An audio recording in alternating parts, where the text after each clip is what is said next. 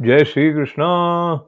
यमुने महारानी की जय जयकार। परम पूज्य गोस्वामी श्री द्वारकेश लाल जी महोदय श्री द्वारा जो अनुग्रह पूर्वक यमुना सर्वस्व ग्रंथ लेखन संकलन प्रस्तुति हुई है, उसका हिंदी अनुवाद देवकृष्ण जी बिस्सा सरला बिस्सा जी द्वारा जो किया गया है, उसमें यमुना जी के 41 पदों में से 22वें पद में नहीं 23वें पद में आज हम प्रवेश कर रहे हैं।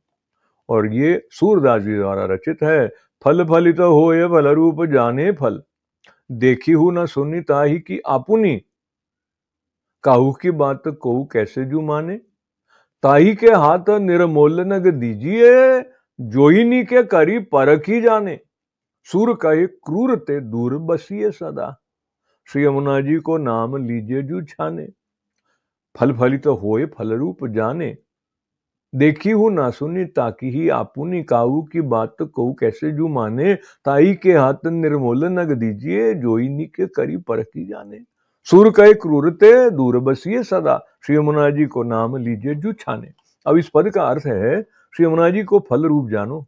जैसे बीज में से वृक्ष होकर फल आता है, वैसे ही श्री यमुना जी ठाकुर जी रूप फल देने वाली हैं। अमूल्य रत्न को परख कर देने वाले के हाथ में देवे तो वो मनुष्य उसकी कीमत कर सके, दूसरा नहीं। ना समझ मूढ़मति हमेशा दूर ही रहता है। श्री यमुना जी का नाम गुप्त रीति से रटना। इस पद का विवरण है फल फलित होत फल रूप जाने। दुनिया का नियम है कि आम की फसल लेनी हो तो पहले केरी की गुठली जमीन में बोनी पड़ती है, फिर आपका वृक्ष खड़ा होता है आम का, और उसके ऊपर फल आता है। इसके सिवाय आम का फल प्राप्त नहीं होता है। इस रीति से श्री यमुना जी पुष्टि भक्त के लिए अलौकिक फल रूप हैं। श्री यमुना जी रूपी अलौकिक फल पुष्टि भक्तों को कैसे प्राप्त होता है, ये रहस्य श्री सूरदास जी इस पद में बताते हैं। श्री महाप्रभु जी ने कृपा कर पुष्टि भक्त के हृदय में भगवद स्वरूप का बीज रोपा है। इस कारण श्री ठाकुर जी और श्री यमुना जी भक्त के हृदय में भावात्मक स्वरूप से विराजते हैं। श्री यमुना जी रूपी अलौकिक फल का बीज भी अलौकिक है, यह अलौकिक रसमय है। यह अलौकिक रसमय बीज जब भक्त के हृदय में फलित होता है, उसमें से भक्ति रूपी वृक्ष खड़ा हो जाता है और उसमें फल आता है। तभी भक्त यमुना जी और ठाकुर जी के युगल स्वरूप का अलौकिक फल रूपे अनुभव कर सकता है। जिसे श्री यमुना जी के अलौकिक फल रूपी स्वरूप का ज्ञान होता है, उसे ही पुष्टि फल यानी श्री ठाकुर जी प्राप्त होते हैं। ऐसा भाव इस पंक्ति में है। श्री ठाकुर जी का फल रूपी ज्ञान अपने आप नहीं हो पाता। जिन भगवदियों को ऐसा अनुभव होता है, उनके संग से ही इसका ज्ञान होता है। देखी हूं ना सुनी ताही की आपुनी, काहू की बात को कैसे जू माने। सूरदास जी कहते हैं कि जिसने यमुना जी के स्वरूप का दर्शन नहीं किया, इनके अलौकिक स्वरूप के बारे में कुछ सुना जाना नहीं, वो कैसे बता सकते हैं। जिन्हें श्री यमुना जी के स्वरूप को जानने का अधिकार ही नहीं, ऐसा जीव नजरों नजर अनुभव करे या किसी के मुख से सुने तो भी उसका उसमें विश्वास बैठता ही नहीं है। अधिकार बिना श्री यमुना जी के यथार्थ स्वरूप का ज्ञान हो नहीं सकता। भगवदियों द्वारा श्री यमुना जी के स्वरूप का गुणगान भी अनधिकारी मानने को तैयार नहीं है। श्री सूरदास जी कहते हैं कि ऐसे अधिकार बिना के लोगों के सामने श्री यमुना जी के अलौकिक स्वरूप की बात नहीं करनी चाहिए। दूसरी कड़ी में सूरदास जी जौहरी का उदाहरण देते हैं। ताई के हाथ निर्मोल नग दीजिए, जाई नी के कर परखी जाने। सूरदास जी कहते हैं अपने पास कोई कीमती रत्न आ जाए अगर, तो उसकी कीमत करने के लिए रत्न के पार की जौहरी के पास जाना पड़ता है। कोई बिना जौहरी के ज्ञान के मनुष्य के हाथ में रत्न आ जाता है तो उसकी सच्ची कीमत लगा नहीं सकता। जानकार जौहरी उसकी कीमत आंक सकता है। इसी प्रकार श्री यमुना जी रूपी अलौकिक रत्न का मूल्य उत्तम भगवदीय ही जान सकते हैं। सूर कहे क्रूरते दूर बसिए सदा, श्री यमुना को जी को नाम लीजे जू छाने। तो सूरदास जी कहते हैं अधिकार बिना के मूढ़ मनुष्य से हमेशा दूर रहना, इनके साथ बैठकर श्री यमुना जी के गुणगान और कथा कीर्तन भी नहीं कर देना। ऐसे मनुष्य से दूर रहकर श्री यमुना जी का नाम गुप्त रीति से रटना। बहिर्मुख जीव अश्रद्धा से और शंका से श्री यमुना जी के विषय में बोलते हैं, उन लोगों का दुस्संग अपने को लग जाता है। जैसे समझदार व्यक्ति कीमती रत्न को हरेक को बताता नहीं फिरता, उसे अपने तिजोरी में गुप्त रीति से रखता है, वैसे ही श्री यमुना जी का भावमय और रसमय गुणगान पुष्टि भक्तों को तिजोरी में गुप्त रखा जाता है। ऐसा पुष्टि भक्त न मिले तो क्या करो, हृदय से ही स्मरण करो। तो इस प्रकार से 23वें पद के बाद हम प्रवेश कर जाते हैं 24वें पद में। श्री यमुने पति दास के चिन्ह न्यारे, भगवदियों को भगवत संग मिली रहते हैं, जाके ही ये बसत प्राण प्यारे। गूढ़ श्री यमुने बात सोई अब जानिए, जाके मन मोहन नैन तारे। सूर सुख सार निर्धार वे पावही, जा पर होए श्री वल्लभ कृपारे। इस पद का अर्थ है श्री ठाकुर जी के सेवक के लक्षण जुदाई होते हैं। जिन भगवदियों को वैष्णव सत्संग करते हैं, उनके हृदय में प्राण प्रिय श्री ठाकुर जी विराजते हैं। इन भगवदियों के नेत्रों में ठाकुर जी विराजते हैं। जिनके ऊपर श्री वल्लभ कृपा करते हैं, तो जीव सुख के सार रूप श्री ठाकुर जी को प्राप्त कर लेता है। इस पद का विवरण है। इस पद में सूरदास जी ठाकुर जी और यमुना जी के उत्तम भक्तों के लक्षण बता रहे हैं। बाहर से दिखने पर बहिर्मुख जीव और पुष्टि जीव एक जैसे ही दिखते हैं, लेकिन वाणी, बर्तन और विचारों में जमीन आसमान का अंतर हो सकता है। बहिर्मुख जीव हमेशा भगवान और उनकी कथा से विमुख ही रहते हैं, लौकिक बातों और लौकिक लोकों के संग में रचे पचे रहते हैं। जबकि पुष्टि जीव हमेशा भगवदियों के संग में रहते हैं। पुष्टि जीव हमेशा भगवदियों का संग ढूंढते, उनके संग में रहकर भगवद वार्ता और भगवत गुणगान करते हैं। भगवत कृपा से पुष्टि जीवों को भगवदियों का संग भी मिलता रहता है। भगवदियों का संग हमें मिलता रहता है तो मानना कि हम सच्चे अर्थों में पुष्टि जीव हैं। ये पुष्टि जीव का लक्षण है। श्री सूरदास जी पहली कड़ी की पहली 2 पंक्तियों में ये लक्षण बताते हैं। जमुनापति दास के चिन्ह न्यारे, भगवदीय को भगवत संग मिली रहे। इस पंक्ति का एक दूसरा अर्थ भी करने में आ जाता है। जो सच्चे पुष्टि जीव हैं, वे भगवदियों के संग को भगवत संग ही मानते हैं। इन भगवदियों के हृदय में साक्षात प्रभु विराजते हैं। जो भगवान के समान गुण वाले हैं, वे भगवदीय कहलाते हैं। इसलिए भगवदियों का संग करना, भगवान का संग करने से जरा भी कम नहीं है। ऐसा भाव जिसके हृदय में दृढ़ हो, तभी उसे सच्चा पुष्टि जीव कहते हैं। श्री सूरदास जी ऐसे भगवदीय पुष्टि जीवों का दूसरा लक्षण बताते हैं। ताके ही अवसत प्राण प्यारे।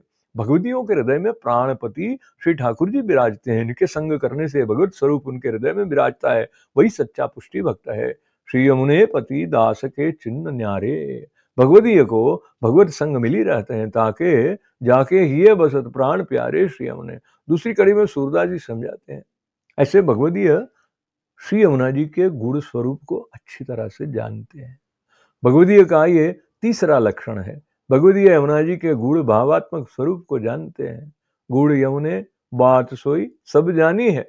सूरदास जी ऐसे भगवदियों का चौथा लक्षण बताते हैं। जाके मनमोहन नयन तारे, ऐसे भगवदियों की आंखों की किंकरी में मनमोहन प्रभु, श्री मनमोहन प्रभु सदा विराजते हैं। हर मनुष्य अपनी आंखों का बहुत ध्यान रखता है। ऐसे वैष्णव बहुत जतन करते हैं जिनके नेत्रों में श्री ठाकुर जी का स्वरूप झलकता हो, उत्तम पुष्टि भक्त कहलाता है। गूढ़ श्री यमुने बात सोई अब जानिए, जाके मन मोहन नैन तारे। सूर सुख सार निर्धार वे पावही, जा पर होए श्री वल्लभ कृपारे।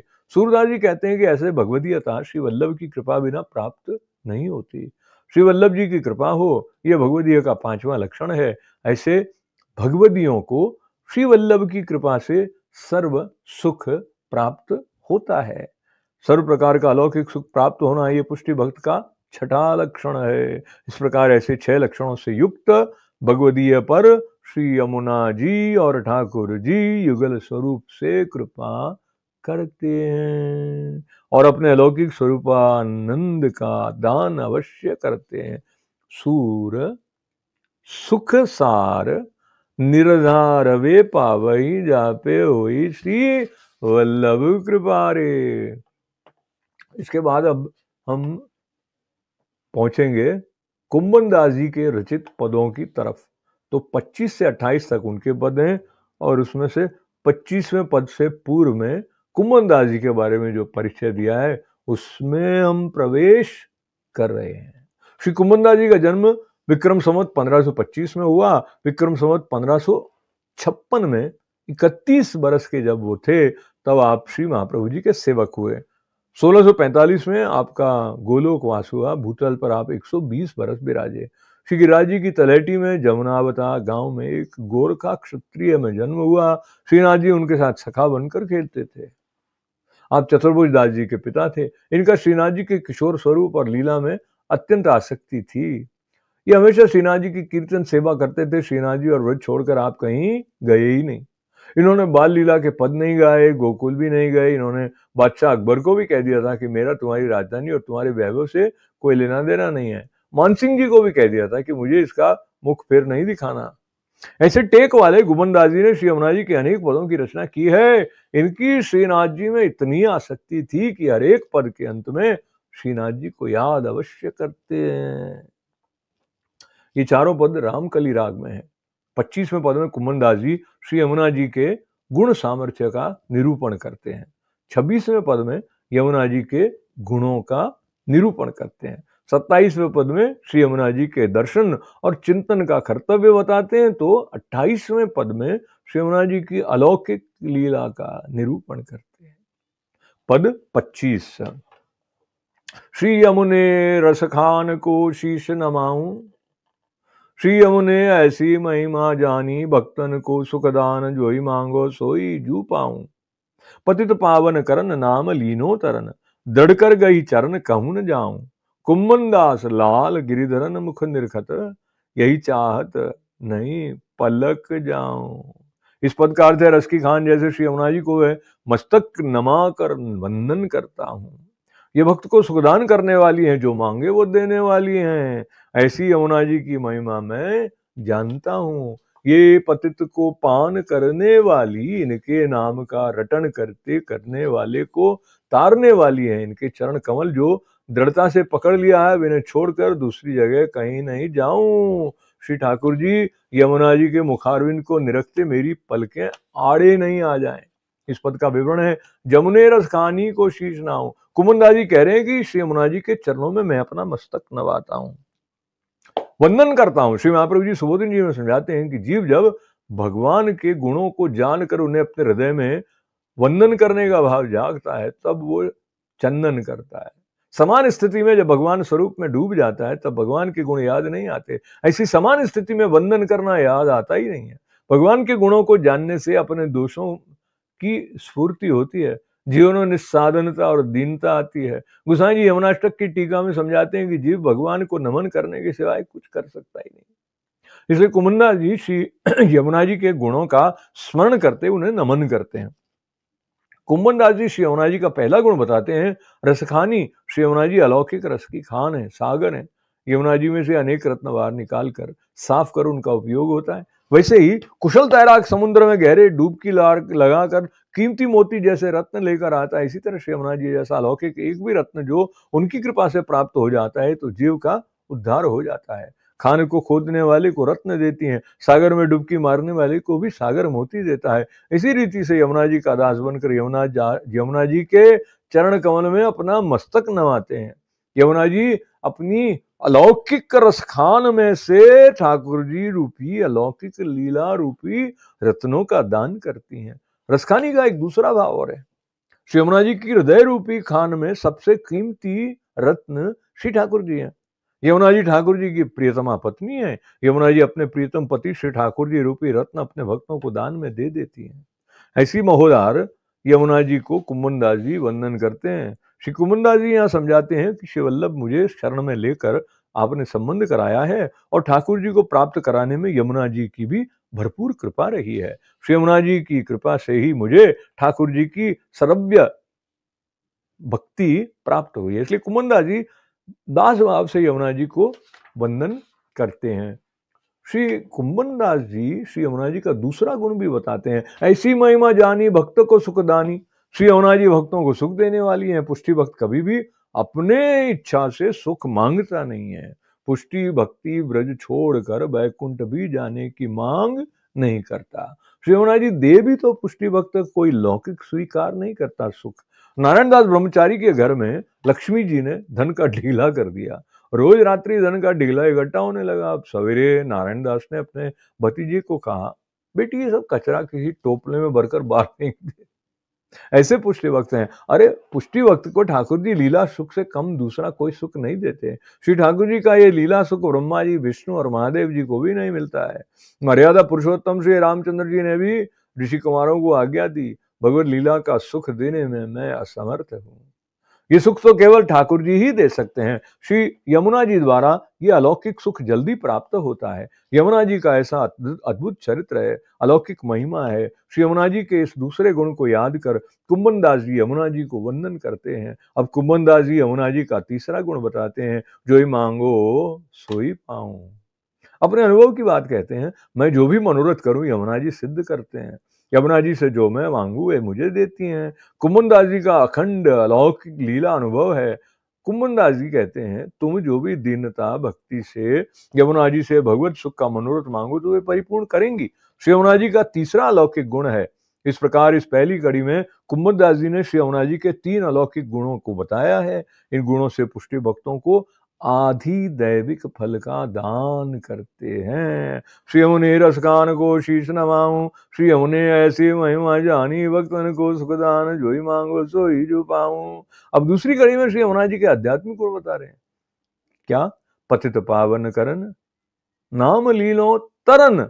जो मनुष्य अनेक दोषों, अपराधों और पापों से भ्रष्ट होकर पतित होता है, जिसका उद्धार किसी भी प्रायश्चित से नहीं हो सकता, जिसके भाग्य में भयंकर यम यातनाएं लिखी हुई, ऐसे पापी मनुष्य भी जो श्री यमुना जी का नाम स्मरण करता है तो वो संसार सागर से तर जाता है, जन्म मरण से मुक्ति पा लेता है, मोक्ष प्राप्त हो जाता है। ऐसा आध्यात्मिक गुण श्री यमुना जी में रहता है। इन 4 गुणों को स्मरण कर कुंभन दास जी ने एक निर्णय किया, दृढ़ करी गए चरण कहूं न जाऊं। ऐसे यमुना जी के चरण दृढ़ नियमता पूर्वक पकड़ लिए हैं। कोई भी संजोगों में यमुना जी के चरण कमल छोड़कर जा नहीं सकता, उसे छोड़कर दूसरी जगह शरण नहीं लेनी है। अंतिम पंक्ति में कुंभन दास जी यमुना जी के पास मांगते हैं, भक्त कभी भी लौकिक सुख नहीं मांगता, अलौकिक सुख मांगता है। कुंभन दास जी का मनोरथ है, कुंभन दास गिरिधरन मुख निरखत, यही चाहत नहीं पलक लाऊं। अरे वाह! कुंभन दास जी क्या कह रहे हैं, श्री यमुने मेरे ऊपर इतनी कृपा करो कि गिरिधर लाल श्री गोवर्धन का अलौकिक मुखार विंद निरखा ही करो। श्रीनाथ जी की अलौकिक आनंद रस के साक्षात स्वरूप हैं। इस स्वरूप के दर्शन करने में मेरी आंख की पलक भी आड़े नहीं आए। अपलक नेत्रों से श्रीनाथ जी के अलौकिक रसात्मक स्वरूप के दर्शन करता ही रहूं, इसमें डूब जाऊं। मेरे नेत्रों की पलकें भी इनके दर्शन में विलंब करती हैं, ये मेरे से सहन नहीं होता। ऐसी कृपा करो कि मैं अपलक नेत्रों से ठाकुर जी के दर्शन करता रहूं। ऐसे पदों का बार बार मनन चिंतन करते रहना चाहिए। जब तक भगवत स्वरूप में एकाग्रता सिद्ध नहीं हो जाती, तब तक मनन करते रहना। निधिध्यासन का अर्थ है भगवत स्वरूप में एकाग्रता। अपने चित्त की सब वृत्तियां ठाकुर जी में ऐसे एकाग्र हो जाएं कि ठाकुर जी का नाम पढ़ते ही चित्त चक्षु ठाकुर जी के चरणों में जा पहुंचे, ठाकुर जी के दर्शन करने लगे। इसे निधिध्यासन अवस्था कहते हैं। हमें भी ऐसी निधिध्यासन जैसी अवस्था पर पहुंचने के लिए सतत यमुना जी के पदों का गुणगान, मनन और चिंतन करना चाहिए। गिरिराज धरण की जय। और अब संपन्न होता है आज का ये 35वां अंक। श्री कृष्ण शरणम ममा, श्री कृष्ण शरणम ममा, श्री कृष्ण शरणम ममा। यमुने महारानी की जय, वल्लभाधीश की जय, श्याम सुंदर श्री यमुने महारानी की जय। और आज के आनंद की जय जयकार करते हुए आपका बहुत बहुत धन्यवाद, और साथ में आभार, और साथ में मंगल कामनाएं। जय श्री कृष्णा।